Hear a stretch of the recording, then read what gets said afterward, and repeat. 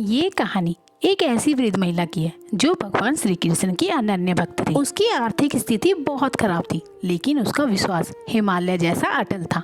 अब एक बार गांव में भारी बारिश और बाढ़ आई, जिसमें कि उस महिला का कच्चा घर ढहने लगा और ठीक उसी समय पर वो बीमार भी पड़ गई।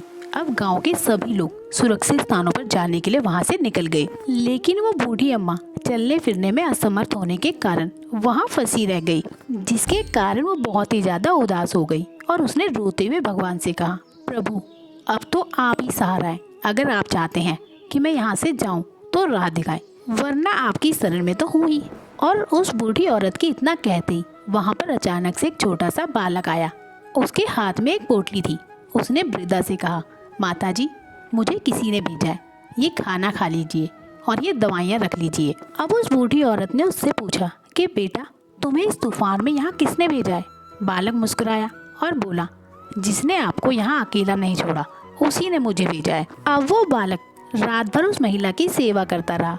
अब सुबह जब बारिश रुकी तो गांव वाले महिला को देखने आए, मगर गांव वालों ने देखा कि महिला बिल्कुल स्वस्थ है और उसके पास दिव्य भोजन रखा है।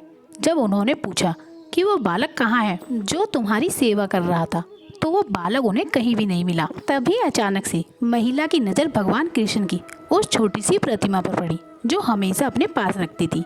उसने देखा कि भगवान की मूर्ति के पैर में वही मिट्टी लगी थी और उनके हाथों पर भी वैसे ही निशान थे जैसे किसी ने रात भर सेवा की हो। तभी वहाँ खड़े सभी लोगों को समझ आया कि भगवान कभी साक्षात आकर चमत्कार नहीं दिखाते, वो आते हैं कभी इंसान के रूप में या कभी किसी जानवर के रूप में और हमारी मदद कर जाते हैं।